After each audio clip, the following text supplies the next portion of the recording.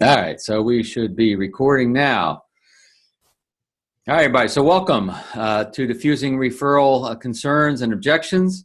All good on the audio, I'm being told, and it is Wednesday, December 7th, 2017. This is live. This is not one of those evergreen webinars that you jumped onto. So we're live. This is Pearl Harbor Day, in fact. So all thanks to everybody out there who has served our country. And so I'm going to just get started. If you have something you want a message you want to send to me right now, send it in the questions tab or the chat tab. I've got those two open. I should see it. This is a new platform for us, so I'm still a little bit new in finding my way around this. But get ready to take lots of notes, of course, unless you're driving. Yes, we are recording this, and we will share the recording.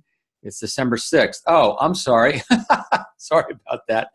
Yeah. All right. Well, now you know it's live, right? All right. Sorry about that, folks. I've been traveling. You know how it goes. So questions. If you have questions, you can put them in the box there. And everybody's telling me that it's the 6th. Thank you. And put questions in there or the chat. I'll be looking from time to time to see what questions you have going in. And there's my email address right there on the screen. If a question comes to you later, that comes straight to me. So there's no middleman. You'll be talking straight to me. I'm happy to answer any question I possibly can for you. As you know, this is being sponsored by Insurance WebX. We want to thank the folks over there for making this possible. We have kind of a mixture of some of my current clients and followers on, as well as a fair number of folks who have learned about me through Insurance WebX. So I do have a disclaimer. The ideas and strategies and methods that you're about to cover in this outline do not work. I just want you to know that, and unless you take action, right? So ideas are worthless unless you put them into action, right? So we're going to talk about concerns, objections. I use the word concerns, and you're welcome, Richard. So because sometimes it's a real strong objection. Sometimes they're not sure how you want to go about this. There's a range of objections and resistance that we might get in this referral introduction process, right? So I'm going to cover 3 strategies. The first strategy is how to minimize the chance for objections in the first place. And there's some very key things that we teach. You may be familiar with some of these if you've been following me for a while, but need to be reminded. If you've not been following my work, then you definitely want to learn about these. And so one thing is, of course, to make sure you're super referable in the first place. I have people come up to me and say, Bill, I ask referrals. I don't get any. My clients don't want to do it, whatever. But they love me. And I say, well, let's look at that they love me part first. Are you super referable? We talk about that in past webinars. We'll talk about it in future ones. But what we need to do is create client engagement. We know that there's actually not a strong link or a low correlation between client satisfaction and the willingness to give referrals and make introductions. What we need to create is engaged clients. And so we need to engage with them with our value, the things you ask, the things you teach, your responsive service. All those are the parts of the value. And you're doing this already to a certain degree, obviously. And they want to engage with who you are as an individual. And so I want to talk a little bit about that, because that's pretty critical in becoming referable, that they not just get a sense of our value, but they get a sense of us. Then to be an incredible listener, obviously, to not talk too much. I'm writing a new book called Radical Relevance, and one tactical aspect of being more relevant is not talking too much about us until we learn a little bit about them. And so being that great listener. There was one financial professional I've been working with in Houston. When he asks questions of his clients, he'll listen before he writes anything down. Most of us will pick up a pad of paper, right? We'll just take some notes. So we want to make sure we remember. And that's fine. There's nothing wrong with that. But what he does is he actually just listens. And then he picks up his pen. He says, so what I heard you say was this. And he'll either get corrected, say, no, the client will say, what I really meant was this. Or they'll say, yep, you got it. That's exactly what. And that creates that bond of trust and that super referability. And this all goes to this level of business friendship. I did a webinar a few months ago about how to turn satisfied clients and happy clients into advocates for our business. And one of the ways to do that is to build that quote unquote business friendship. I'm not talking about going out late at night drinking, telling deep, dark secrets, and just creating a relationship that goes more than the core business. So I just ran across some research done by Matt Oxley, and I want to share a little bit of it with you on this webinar because it's very relevant to what we're talking about. So Matt has what he calls a business-only relationship and a business social. I call it the business friendship, same idea. And wealthy clients in his study who rated their financial professional, their advisor, with a highly satisfied rating. I'm highly satisfied with my advisor. 49, almost 50% said, who had a business-only relationship, said they were satisfied. So that means a little bit over half weren't satisfied. That's not good. But 73, almost 74% who had that business social relationship said that they were satisfied. So that's a critical element in creating those engaged clients, created more highly satisfied clients, and becoming more referable. And, I use the word referrals, but really I'm not moving away from referrals. Let's say I'm adding on to, and that is the word introductions. And whenever we're talking with prospects or clients or centers of influence, we want to move away from the word referrals. We want to move towards the word introductions. And here's a study that Matt did that will, I think, prove the point pretty well. Of the wealthy clients that Matt studies, 83% said they didn't like to get asked for referrals, but 73 or 86% said they didn't mind giving introductions for their advisor. So part of that's semantic, I suspect, just their relationship, the word referral, maybe they had a bad experience, but I think it's more than that. I know, and we'll show you in a minute, that when you come looking for a very specific sort of introduction to a very specific person, then it's going to make a huge difference in their willingness to do this. So I see that people are raising their hand, and I'm got to learn how to do that. Well, just ask a question. Put it in the chat or in the question, and then I'll know how to deal with it. Forgive me for that. So we're in minimizing the chance for objections. So one way to do this is to teach them who you serve the best. So I've been coaching this guy out in Vancouver, Canada, and he started going to his clients and talking about the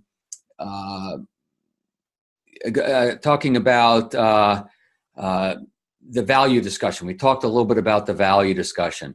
And when he started having the value discussion with his clients started bringing up the referral process on their own, right? They started talking about, we'd love to introduce you, Rod. Do you have some tool we can use to introduce you? Just doing the value discussion, they started to bring up the referral process on their own. And one of the things he started teaching them was who he served the best, so they could tell how to recognize someone who was a good match for him. So first of all, we got to be clear who's an ideal client for us. Who do we want to meet? We got to teach your clients who you serve the best, right? This is one way to get referrals and introductions without even asking. It's a way to minimize the possibility of objections because you bring them into the conversation usually before you actually ask. So these are all the things we're doing beforehand to become more referable and reduce the chance of objections in the first place. And as I mentioned earlier, you come to the conversation with specific categories, right? Very specific categories that you want to bring. So let me go into a little more depth on that. In our VIPS method for asking for referrals, the S stands for suggest names and categories, right? We want to come with specific individuals or specific categories, because when we throw it open to the whole universe and we say, who do you know we can help? They usually draw a blank, don't they? And it goes nowhere if the conversation fizzles. Call that an objection, if you will. It's because you're not asking in the right way. So what we want to do is we want to start as specific as possible. And this is what Matt's talking about in his research. So the bullseye in asking for referrals or introductions is specific people they've mentioned, right? Very specific people that they've mentioned. They mentioned their Uncle Ernie. They mentioned their sister, their brother-in-law in the area. If you're asking good questions at the outset of the relationship, how long you've been in the area? Did you know anyone when you moved here? Oh, you must have family in the area then.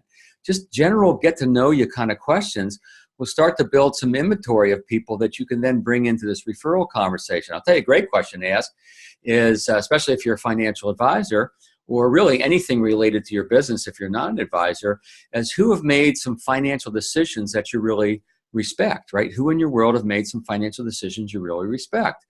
And they'll say, well, you know, my sister and brother-in-law or my uncle or my dad or whatever. And so they're starting to tell you about people. Now, you're learning about their relationship to financial decisions, which is good, helps you be better for them, but you're also identifying folks that they know, and it goes into that inventory, right? So a specific people is the best place to come to. You're going to find much less resistance. You're not going to get the I don't know anybody or I can't think of anybody, because you've already thought of some folks. Now, it doesn't mean that they're necessarily going to introduce you to their uncle, but it's really going to minimize the possibilities, because people, as you saw from the study, they like to create introductions. They don't just like to be asked for that generic referrals. So a little, not quite as good as the bullseye, but not too bad, is categories. Obviously, money in motion categories, life event categories, those sorts of things can make a great place to start. Right? You came to me because you were changing jobs. Gosh, let's talk about who else that you know that are in a similar position. Or you came to me because you have an expanding family, or because you're starting to think about retirement, or whatever the life events and the money in motion things that go on that will trigger someone who might have their radar up for someone like yourself. So that's a pretty good place to start as well. And when you come to this request, you say, we're just brainstorming here. I got a couple ideas I'd like to run by you. So we're taking all the pressure off of it, but we're coming with very specific folks to have them think about. This will eliminate a lot of concerns and objections you get.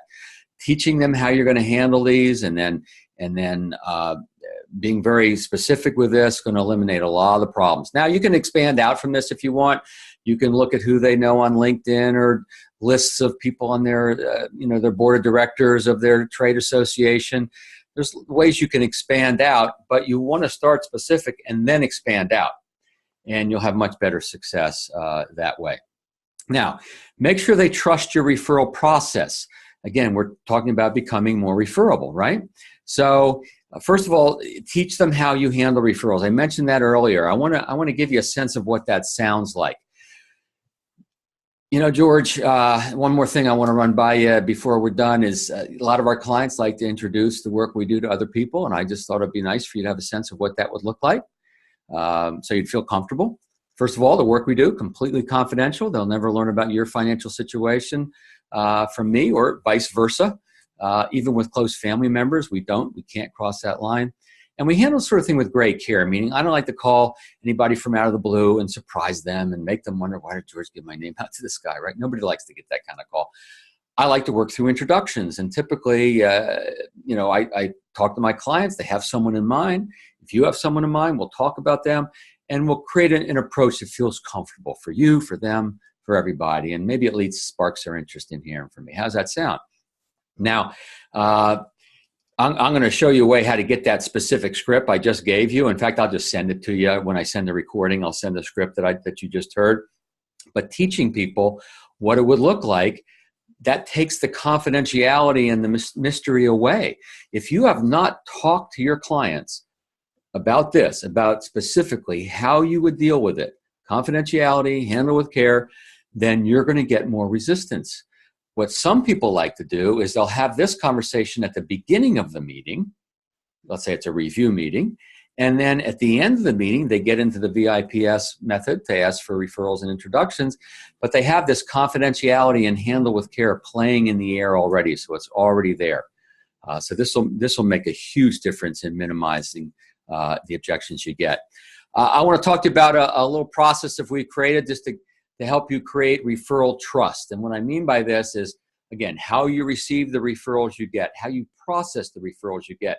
If someone creates an introduction for you, they want to see how you follow through on that. And if you follow through it on it the right way, you're going to become even more referable. So the T stands for treat the prospect like royalties. Probably goes without saying. You're going to run a little faster, jump a little higher for these folks than some internet lead you might get. You're going to tell your staff about them, right? This is a referral from so-and-so. The R's, respond immediately. Referrals have a short shelf life. And I don't know if it's happened to you. It's happened to me. Sometimes we get introduced, referred to someone, and we don't follow up in a timely manner, and it just kind of fades away, and that's not good. It burns the referral bridge, all right? The U is update your referral source. Make sure you keep them in the loop. They want to know, did you at least follow through on this? So how you receive and process will make a big difference on whether they're going to keep doing this, right? We want to say thank you. Minimum would be a handwritten note. I like to send a little thank you something, compliance friendly, of course. I often will look at where they went to school, where they went to university, and I'll get coasters with their logo on it. I just sent a very nice Yeti cup to someone who gave me referrals with his university logo on it. I got 2 referrals this morning, really introductions, I should say, over the phone. And I found that this woman went to Kansas State.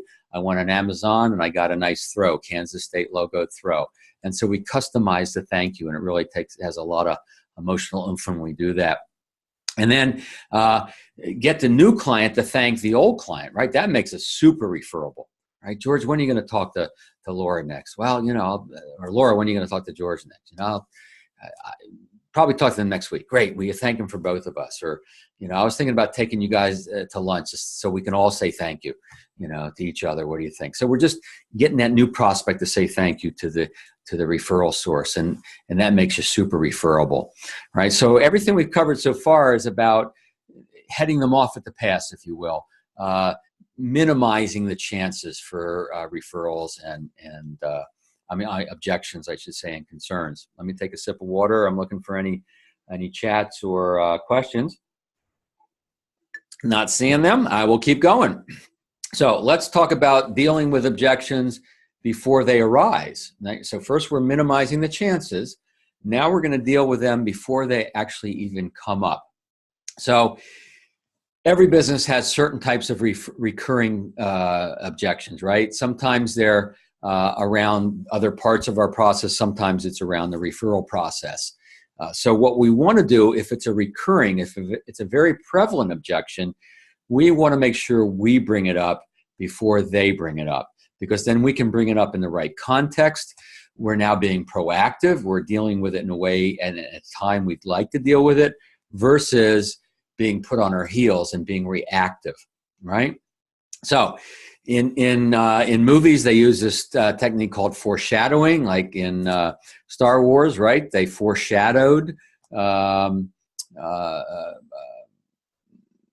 Darth Vader, right? Being his father, Luke, I am your father.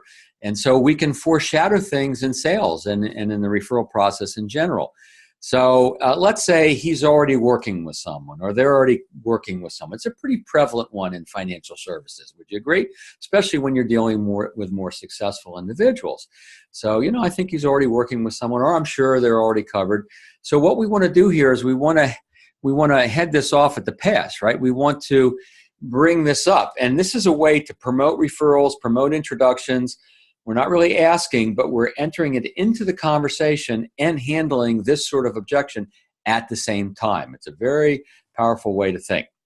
So I'll just read this to you. Bob, one thing I want to mention before we get going with the first item on the agenda is my clients often think of other folks who should know about the value I bring to the table, but aren't always sure how to introduce me to them, because they kind of assume their friends, colleagues may already be working with someone. And the truth is, most people that I bring on clients these days were working with someone else before I was introduced, as were you. So here's all I ask. If you think of someone who should at least know about the work I do, just let me know. Together, we can probably come up with a way for you to introduce me that feels comfortable for everyone. Fair enough? Fair enough. Right? So we've been able to plant the seed for the possibility of introductions. We've addressed this issue that they're working with someone. You can elaborate more on that. You could say, when you were working with some, but I asked you a couple of quick questions and you said, wow, maybe I don't have all my bases covered. Or maybe you said, I wasn't happy with who I was working with. I was just waiting to get introduced to someone I could trust, right? So that we know this is true. So this isn't a gimmicky sales technique. It really is a way to talk about this potential objection before it even comes up. So I hope you find that one helpful. I think I have another one around the foreshadowing. So, I don't like to give out my friends' phone numbers. This is one that came last night. Hopefully you got that email from me asking for questions. And so this came in last night. Now, sometimes when we get that one, it means that we may be being too aggressive around this. If someone says, yeah, my friend George, oh, great, what's George's phone number, right? Don't go for the phone number too quickly. talk a little bit about the relationship, talk a little bit about how they know each other and why they think George might be a good match for what you do, right? Or we can head this one off at the pass as well. I think you can see as I read these, the words aren't as important as how you deliver the words, that they have to be very natural and authentic, and I try to read this in a way that's like that. You know, Bob, one thing I want to mention over the years, I've had a number of clients, they've identified people they care about, who should know about the value I bring to the table, but sometimes they're hesitant to let me know about that. More than once I've heard, you know, I don't like to give my friends' phone numbers out. And I certainly appreciate that. We all want to be careful how we make introductions, right? I'm careful, you're careful. Personally, I don't like to call someone from out of the blue. People are busy. They generally don't answer their phone these days anyway, and they get annoyed from calls from people they don't know, right? So here's what I found works the best. I bolded that phrase because this is a great phrase. This works in all aspects of our business. People always want to know what works best. Here's what I found works the best. When we identify someone you think should at least know about the opportunities I present, you know, we'll work together to craft the best approach so everyone feels comfortable. You know, if you want to talk to them first, that's fine. We'll discuss maybe what you need to say to them to spark their interest to hearing from me. How does that sound? So again, we're foreshadowing the possibility. We're planting the seed of the possibility of referrals and introductions and handling a potential objection at the same time. We're foreshadowing the fact that if they do think of someone, this is going to be a comfortable process for them, right? They're not going to regret bringing this up. And that's quite often all people need to know is this will be a comfortable process, all right? So I want to hit you with strategy 3 in just a second, but there's one thing I want to talk about first, kind of a little fun actually. You probably recognize these movie characters. This is Katniss Everdeen and Hey Mitch, right? Her coach going into the Hunger Games, right? The hero and the guide. And if you think a lot of movies, they're really made up of this formula, right? The hero and the guide, right? The hero and the teacher. Very common formula in movies, right? Star Wars, any Star Wars fans, right? Luke Skywalker, the hero, and Yoda, the guide. And so I want to just run a quick idea by you real quick, something that we've just started to offer, which is me as Yoda. My director of marketing just put that together this morning. It's kind of gross looking. But you as the hero and me as your guide. So let me tell you real quick a little thing we put together, and then we'll get into the third strategy. I think everyone needs a guide from time to time, right? That's me on my way up to the top of Mount Kilimanjaro, and that's Lemma Peter, the guide that got us to the top of the mountain. So we put together this kind of little coaching thing. I'm calling it pinpoint coaching because it's very narrow in its scope. And so we'll provide you with 3 video lessons covering promoting referrals, teaching our VIPS method, and then how to address objections, what that looks like, reinforcement of what we're doing here today, and then a chance for us to talk about what you're learning. And so we provide 2 coaching calls that usually go from about 40 to 60 minutes. And you know, we have a big coaching program, and we know not everybody wants that, not everybody needs it, not everybody can afford it. I get that. So every month we open up 5 slots, right? So I have 5 slots available for this particular pinpoint coaching around the asking for referrals, promoting, dealing with the objections that come up. You can bring specific scenarios to me. Hey, I got this guy. I want to talk to him about this. How should I handle it? And so we can brainstorm this. All you got to do is just send me an email and just say, hey, Bill, you know, I'm in or I'm interested. Tell me more. Send it to BillCates@referralcoach.com, and we'll tell you more, and we'll get you a slot. We can start it, you know, right away, or we can start it in the new year if you want to, which we want to just get that slot for you. All right. So let's go to strategy 3, which is our formula really for how to deal with these concerns as they do come up, and then the graceful exit. How do we exit out of the strategy or out of the conversation if they don't want to go there? Because not everybody wants to go there, right? We know that. So sometimes clients give us these no's disguised as maybes, right? They'll say, well, let me think about it. Give me some cards and I'll pass them out. I want to talk to them first. Now, sometimes we just assume that those are no's. Sometimes they are no's. Sometimes they're not. Sometimes they're just trying to let us down easy by giving us that little hedge, that little maybe, right? The truth is we really don't know, right? The truth is we don't know. And so we want to have a method to find out what is the truth so then we can then deal with it. So Bob is asking, when do you foreshadow? So thank you, Bob. Well, foreshadowing can be done actually pretty early in just about any relationship. Now, let's say it's a first meeting with a brand new prospect. You maybe not use the foreshadowing, the objections in that one. You may say, how are you finding this meeting? You finding this helpful? What have we talked about that feels good? Or that we've talked about that's important to you. And they go, oh, this and that. And you go, great, this is important week. Please don't keep us a secret out there, right? Or, I'm never too busy to see if I can be a resource for other people you care about. So the first meeting, you might be a little softer in that regard. But the second time you get together, certainly you could do one of these. You could do it at the beginning of the meeting, in the middle, near the end, after they see the value, right?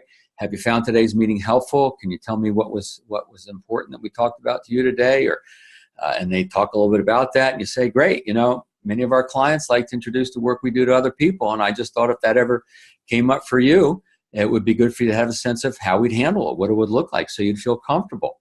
Some of our clients are concerned that, well, their friends are already working with someone, and here's what I found to be the truth. And so I hope that helped, Bob. Now you can do this really anytime. You can do this with existing clients. These are particularly good to do if you've not been in the habit of asking for referrals and introductions, and you want to start to kind of get into this, wean yourself into this process a little bit. Then certainly these ways of foreshadowing are a great way to do that. And sometimes you'll get referrals without even asking, just by the foreshadowing, teaching people what you've observed, what seems to work the best. And you're not really asking, right? You're just teaching an aspect of it. So I hope that helps a little bit. And let's see. All right, mark that as done. All right, so let's keep going. So here's a formula for diffusing the objections, right? So the first thing we want to do is acknowledge their perspective, right? We always want to acknowledge their perspective, even if we don't agree with it, even if we think it's nonsense, right? The last thing we want to do is yes, but them, right? Pretty much on the heels of the acknowledge, and I'll play this out for you in a second, is understand the objection, explore the objection. By exploring the objection, by understanding their perspective, we now earn the right to share our perspective. We don't earn the right to share our perspective until we've heard theirs. And it's sometimes a pretty quick conversation. So if someone says, I don't like to give referrals, or I don't like to do this sort of things, that's fine. I know some people don't. That's acknowledgement, right? That's fine. I know some people don't. Can you tell me more? Have you had a bad experience? Right? It could be as simple as that. Just the words, tell me more. Can you tell me more? And what are they going to do? They're going to tell you more. So now you're going to understand their perspective. Perhaps you've heard the feel, felt, found strategy, right? Yeah, I understand how you feel. I've had clients who felt the same way until they found. Well, that can work, but you got to be careful, because if you haven't talked to them about the objection, about the concern, then you really don't know how they feel. You really don't know what's going on. And they want to feel understood, heard by you first before you go any further. And this, by the way, works for any objection in any aspects of our life, even in our personal life. When my daughter was a teenager, talk about objections, right? Just about everything I ever said or did for a couple of years there. When it comes to teenagers, there's nothing that good, solid reasoning won't aggravate further. And so I learned to try to understand her perspective first.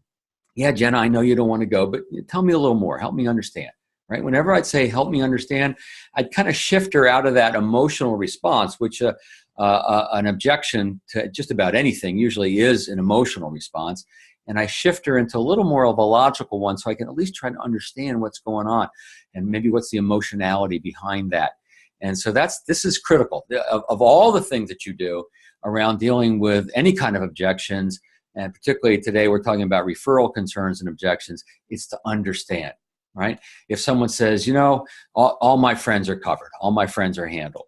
Now, I already showed you a way to kind of handle that one even before it comes up, but let's say you didn't do that. Say, that makes sense. You're successful and you were working with someone before you and I got in touch. And it sounds like if we did this at all, you want to be pretty careful on how we'd handle that. Are you concerned how they'd react because they're probably working with someone? Or is this your gentle way of saying, Bill, I'm not sure I want to do this?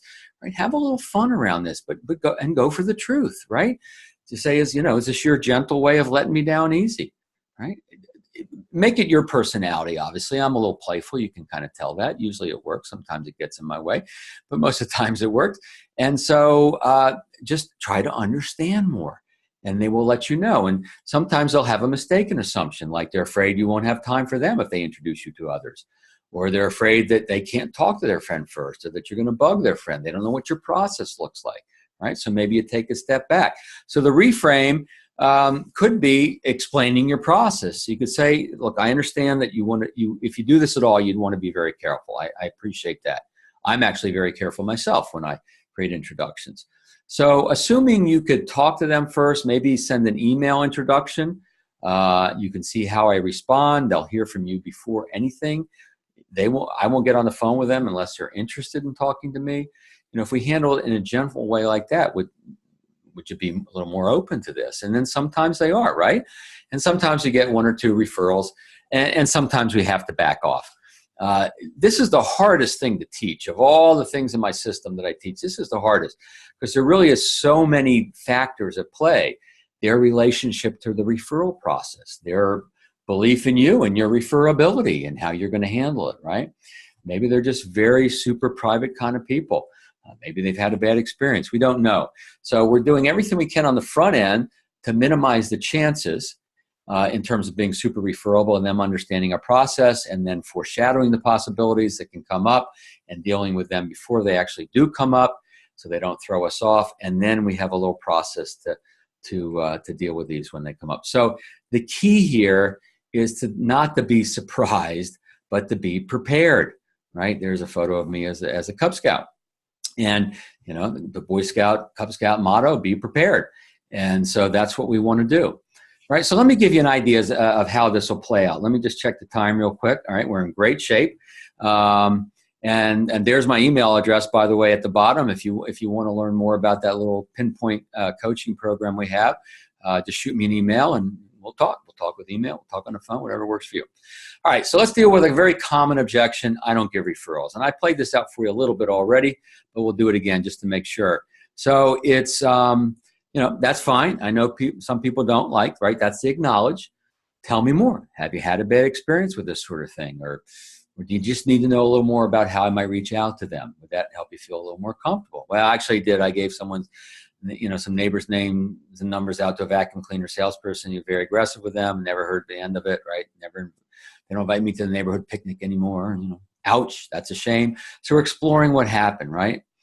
Did you talk to your neighbors first? Did you talk to this guy about how he's going to reach out to your neighbors? No, we didn't do any of those. Well, that's probably where it broke down. Hypothetically, if we were able to craft or come up with an approach that feels comfortable, where you could reach out to them first, knowing how I would follow it up, would that feel more comfortable? Now, if you do that, what are they going to say? They're either going to say, well, if you promise to be really careful, right, or I can talk to them first, or whatever their concern is, then you might move ahead and get one or two introductions to someone specific that you brought up as the best way to start, as you heard me say earlier. Or they may say, look, I like you. Maybe down the road, I'd love to help you with this, but I'm not ready right now. Right? Whatever, some form of no, that's a pretty clear no. Now you got to back off, right? Now you got to exit the conversation, but in a way that lives to bring it up perhaps another day. And I'll show you how to do that in just a second. Let me go to the next slide here. All right, here we go. So the concern or objection, let me talk to some people first, right? All right, so are they saying, no, I don't want to do this, or do they really want to talk to some people first? We don't really know until we ask, do we? So, actually, I prefer you do that, right? That's the direction the horse is riding. Well, I'm going to ride in that direction because people want to protect the relationship. One thing to remember when we're in this process, people want to protect their relationships. So if you know that, if that's a guiding principle here, that people want to protect their relationships, how we bring it up, how we talk about it, all the words we use, it's all about that, right? It's all about them protecting the relationship. Sounds like you want to be careful about how we would proceed with something like this, right? We're just testing the waters. We're exploring. Well, absolutely. I'm not sure how my friends would react. Well, it makes sense, and as I mentioned, I have a couple ideas I'd like to run by you, right? Let them know we're prepared. We're thinking of a couple of folks. Sometimes that'll create a genuine curiosity, and they'll say, well, I'm usually pretty private around this stuff, but who are you thinking about? So sometimes that cuts through the objection because they're curious about who you've been thinking about, right? Knowing that you can speak to them first. May we give a little thought to this, right? We're being gentle around this. We're being confident in our value. We want to bring our value to other people, but we're being gentle at the same time. Yeah, I guess we can do that. What do you have in mind? So, my first thought is this. You came to me because you were changing employers. You want to discuss the financial ramifications of that move. Let's start there, right? Who comes to mind who has changed jobs over the last year or so, maybe looking to do so in the near future? That where we're coming with a category, right? A category of someone like our client. And so this is how we respond to the objection. If we reframe it a little bit and they see that we're going to be very careful about this, they may be very open to this, or they may say, no, I'd prefer not to do this. But we can't be afraid of the no, right? The reason I want to do this webinar for you is that if you're afraid of the no, if you're afraid of the concerns and objections that come up, or you just don't feel confident, right? The opposite of confidence is fear. If you don't feel confident, then you won't go there in the first place, right? So a referral objection, I've already told a lot of people about you. Okay, good. Let's see how you deal with that, right? Yeah, I've told a lot of people about, and you go, well, I appreciate that. The phone is not ringing off the hook, however. I haven't heard from anyone yet. And was this a recent thing? Well, not really. I probably told 3 or 4 people over the last month, that I've been happy with you. Got it. And, I'll be honest, I'm not surprised they haven't called me. For all sorts of reasons, most people put off doing the kind of work that we're doing, right? They're just stuck in inertia for whatever reason. Even smart, successful people procrastinate. Some aren't happy with whom they're working, but change can be difficult, right? Given that, I found what works the best. There's that phrase again, what works the best is to find a comfortable way for you to introduce me to them, directly to them, maybe a simple email handshake. Can we give that a try, right? So what we're trying to do is take this, I've told some people about you. We know that word of mouth is not, well, it's better than nothing, and sometimes it does help. Sometimes we do get an email or the phone rings, and we all should be getting that. It means we're referable. But as you know, sometimes that's just not enough.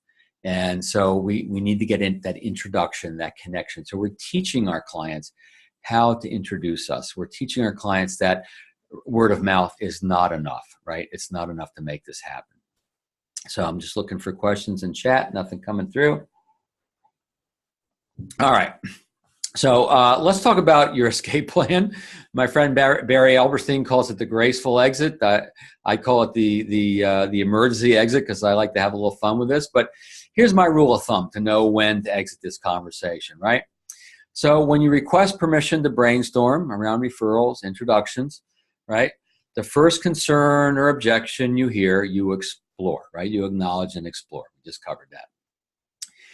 Now, when you get a second one, right? They could repeat the same objection or concern. Their body language changes. They give you a new one.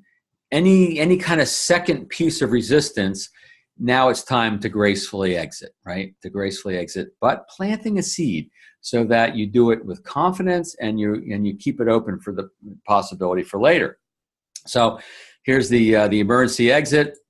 It's really just planting the seed, right? That's fine, George. Look, the next time you recognize someone you think should be aware of what I do, just don't keep it a secret. Makes sense? Makes sense.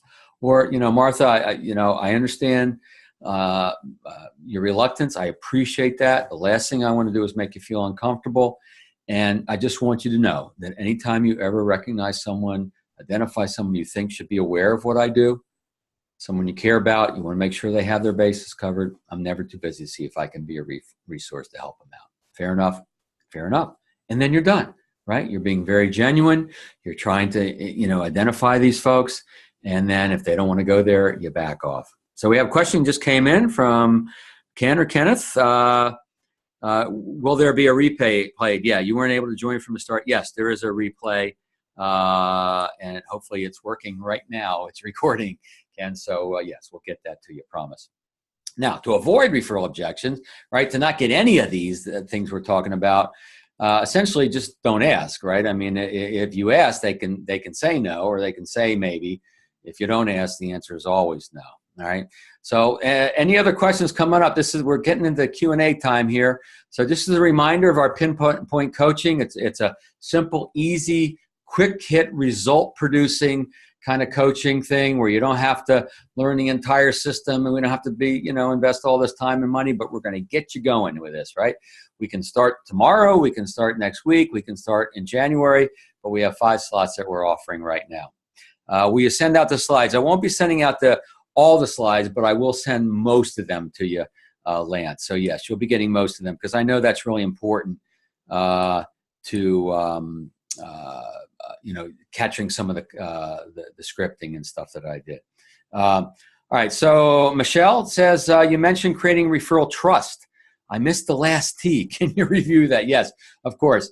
The last T is get the new client to thank the referral source, right? So when are you going to talk to George next? So the T is kind of hidden, right? Get the new client to thank the referral source. So when are you going to talk to George next week? We thank him for the both of us. If you get a nice email, a thank you email or handwritten note from your new client, get permission to forward that over to the referral source, or take them all out to lunch and celebrate it that way. Margie, hey Margie, do you have a form for tracking referrals? Not really tracking referrals. I do have a form for tracking activity that will help you get referrals.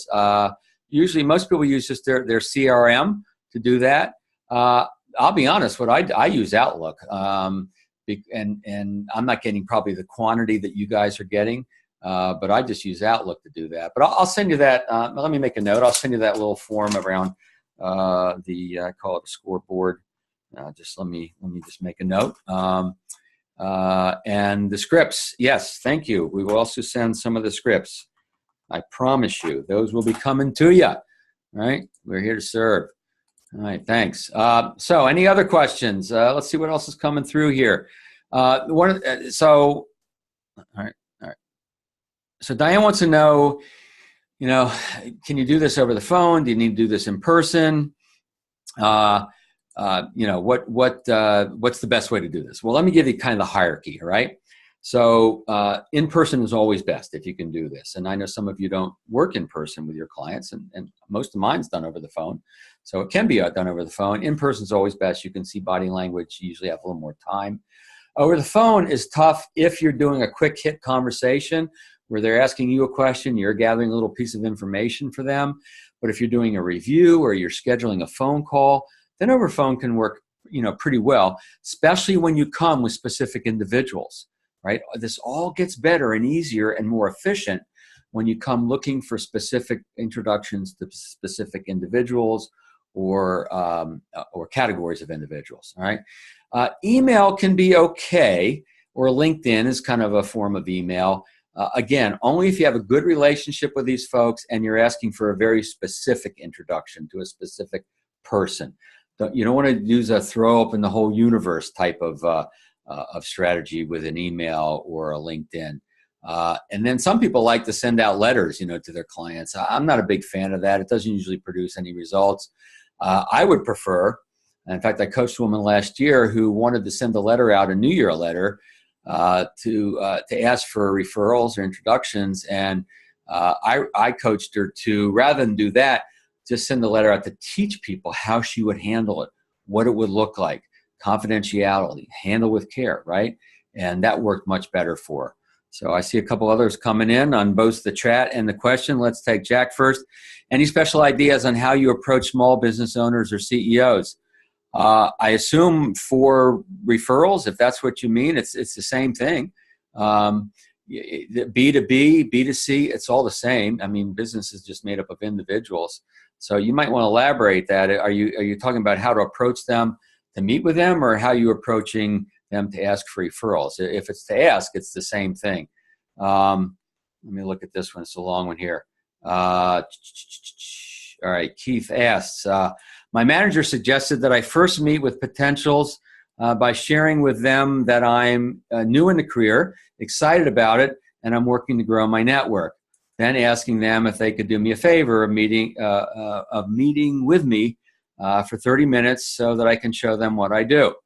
The idea basically is to ask for introductions once I've done a capital needs analysis with them and they hopefully see the value. I'm finding that people are often reluctant to meet in the first place, especially if they know that I'm trying to grow my business through introductions. Yeah. I'd say with your natural market, Keith, with people that like you, love you, care about you, probably that's not bad. That probably can work fairly well because they just want to support you in some way. But when they know you're new, you're broadcasting lack of confidence, lack of credibility. So personally, I would steer away a little bit from the I'm new part of it and focus more in looking for their feedback. So if it's natural market folks, it could be, I want to show you a little bit about what I'm doing. I'd love to get your feedback. I'd love to get your reaction to it, how I talk about what I do, right? I love your opinion. So if you make them part of your, your learning and research process. So like I go to my clients all the time and say, hey, I'm thinking about saying this about my business or writing this new report. What do you think? And so my clients brainstorm with me. And then sometimes I say, well, when is that new program going to be ready? Right? So I prefer you would go to them, not just broadcasting, hey, let's meet for 30 minutes. I'll tell you about what I do so you can give me introductions. We know that not everyone likes to give introductions and make referrals. And we're already potentially putting them in an uncomfortable spot. So I'd go about this, and you can test this, Keith, just kind of see what works the best. But I test this more of, can I take you to lunch? Can I like to show you what I'm doing? I want to get your feedback. I value your opinion, all of that sort of thing. And you probably have better success. And you do need to show people what your process looks like to become referable. If they haven't experienced it firsthand because they're a client, you at least need to demonstrate it to them in a way that they get enough of it, enough out of it, right? I just got a text. Terry says, 3 coaching spots have been booked. We got 2 left. So if you want to get into that coaching thing, there you go. Mary, well, I won't say that. Someone said that I look cute as a Cub Scout. Well, thank you. That was the last time I looked cute. And then Jack says, I'm referring to employees, small business owners, and executives that work with CEOs.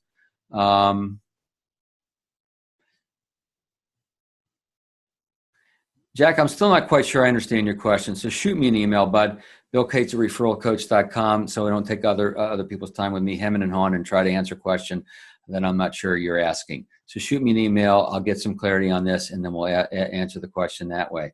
All right, so let's see if there's anything else coming through. Let me give you one more slide here, guys. This is a kind of a sequence slide of what this all looks like. The value discussion, right? And then request to brainstorm. Well, if they say, yeah, sure, let's go about it. Who do you have in mind? Well, then we brainstorm. That's the easy part, right? But if you get a piece of resistance, what do? You explore, you acknowledge, you explore, you potentially reframe. And then if they accept that, if I can talk to them first, you promise you're going to be very gentle. Yeah, okay. And then fine, you get a name or two and you get introduced. But you get that second piece of resistance. That's where the professional exit, right? That's where the graceful exit comes into play. So this is just kind of a map of what this looks like. I'll send this as a separate slide or photo for you guys, so you can see this and maybe keep this handy, so you kind of remember what this process looks like. Stu wants to know, do referrals work any better with women versus men? Stu, the studies that I've seen over the years, I've been doing this 25 years, says the answer to that is yes. I've seen some actually large numbers saying that women are 300, 400 times more likely to participate in this than men are. Women, generally speaking, this is the generalization, are more relational than men are around this sort of thing. I mean, I don't know about you, if I've had the experience, you've probably had this too, where you have a couple. And you say, let's talk about who else you might introduce me to, who should know about the work we do. And the gentleman says, well, we'll think about it. And the woman says, well, what about Pat? We can introduce to Pat. Okay, if you want to, right? So, yeah, it tends to work better with women, generally speaking, than men. But it works quite well with men as well. No question about that. So any other questions coming in, boys and girls, men and women, guys and gals? I see nothing else coming in. So would love to work with you. Hopefully, if you haven't already gotten on our newsletter, just go to referralcoach.com/resources, referralcoach.com/resources. We'll notify you when the next webinar comes up through us or through Insurance WebEx. So thanks again to the folks at Insurance WebEx for sponsoring this, making this possible.